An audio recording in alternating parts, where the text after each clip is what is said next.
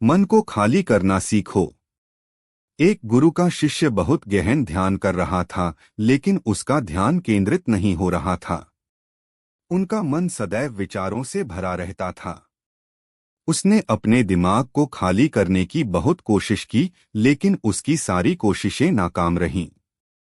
अंत में जब वह सब कुछ कर चुका, तब वह अपने गुरु के पास गया और बोला, गुरुदेव, मेरा मन हमेशा विचारों से भरा रहता है। मैं एक जगह ध्यान केंद्रित नहीं कर पाता। जब देखता हूँ तो दूसरी चीज पर चला जाता हूँ, फिर तीसरी और चौथी चीज करता हूँ। मेरे दिमाग में हजारों विचार चलते रहते हैं और मुझे पता भी नहीं चलता कि ऐसा कब होता है। बहुत समय बाद मुझे एहसास होता है कि मैं क्या करने बैठा था और क्या सोच रहा था। हे गुरुदेव, मैं अपने दिमाग को विचारों से खाली करना चाहता हूँ। मैं चाहता हूं कि मेरे मन में एक भी विचार न रहे। जब चाहूं तभी विचार उठना चाहिए। गुरु ने कहा कि किसी भी समस्या का समाधान तभी होता है जब हम समस्या की जड़ तक पहुंचते हैं, समस्या को ठीक से समझते हैं और जानते हैं। क्या आपने उस मन को भी जाना है जिसे आप खाली करना चाहते हैं? शिष्य ने कहा, गुरुदेव, मैंने मन को जानने की बहुत कोशिश की है, लेकिन जितना इसके बारे में जानता हूँ, यह उतना ही रहस्यमय होता जाता है।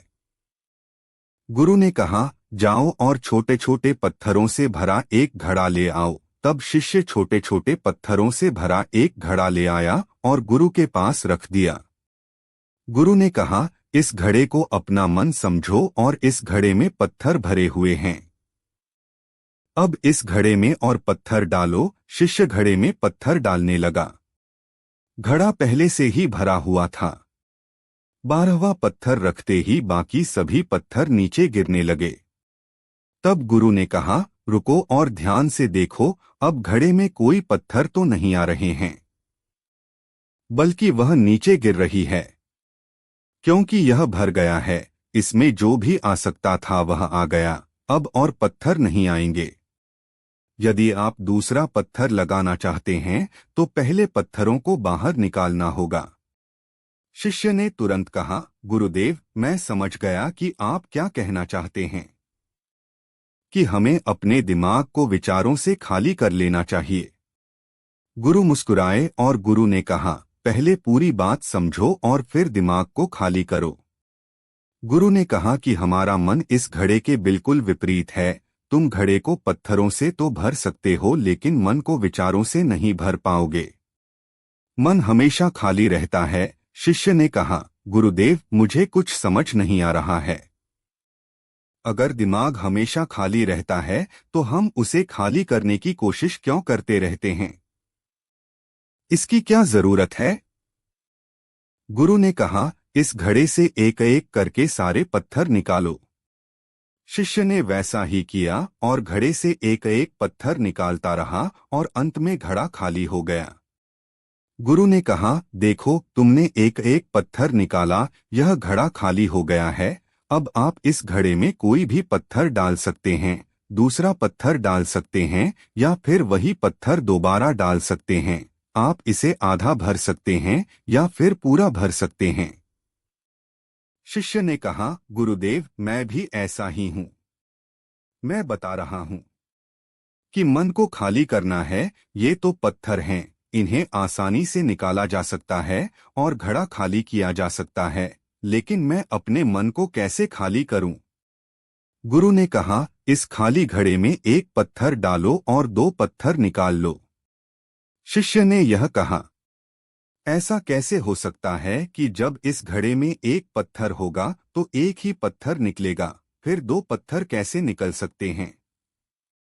गुरु ने कहा, चलो ऐसा करो, इस घड़े में 2 पत्थर डालो और 4 पत्थर निकाल लो। शिष्य ने कहा, गुरुदेव, यह कैसे संभव हो सकता है? ये कोई चमत्कारी बर्तन नहीं है कि 1 डालो तो 2 निकालो, 2 डालो तो 4। गुरु ने कहा, यह घड़ा चमत्कारी नहीं है, लेकिन तुम्हारा घड़ा यानी तुम्हारा मन चमत्कारी है।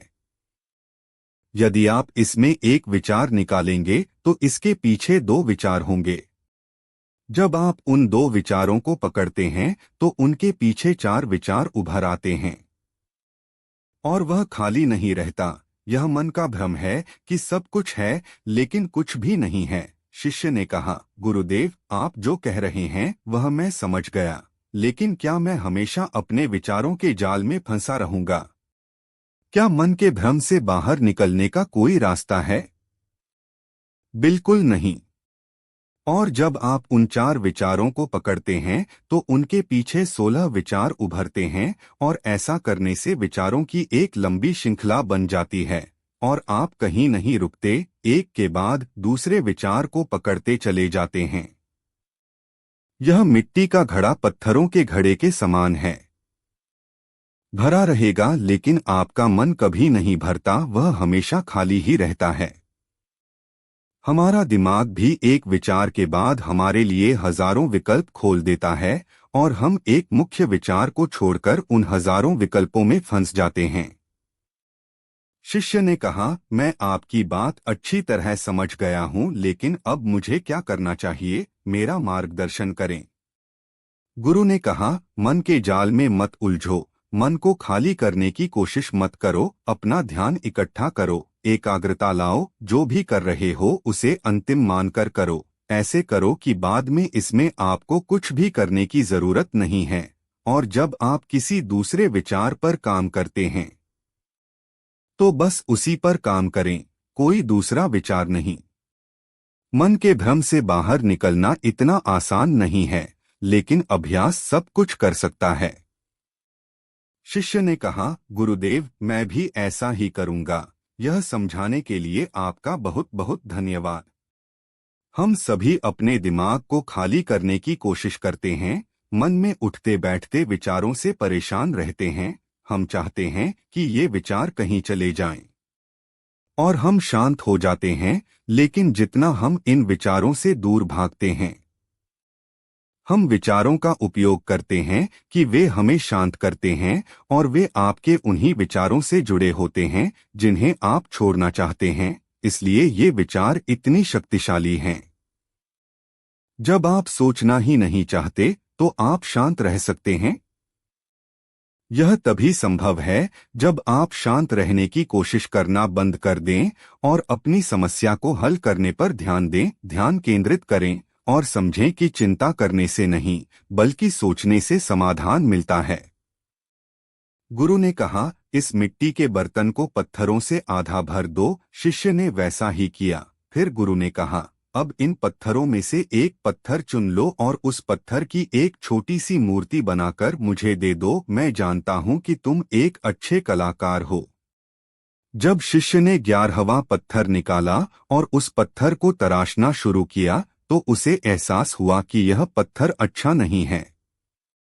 तो उसने घड़े से दूसरा पत्थर निकाला, उसे वह पत्थर भी पसंद नहीं आया। फिर उसने तीसरा पत्थर निकाला, उसका रंग उसे पसंद नहीं आया। फिर उसने चौथा पत्थर निकाला, लेकिन उसे इस पत्थर में एक दोष निकला। इस प्रकार उसने लगभग सभी पत्थर बाहर फेंक दिए। उसे ऐसा करते देख गुरु ने कहा, वह पत्थर जो तुमने पहली बार निकाला था, यह समझकर उसी पत्थर की खोज करो कि तुम्हारे पास कोई दूसरा पत्थर नहीं है।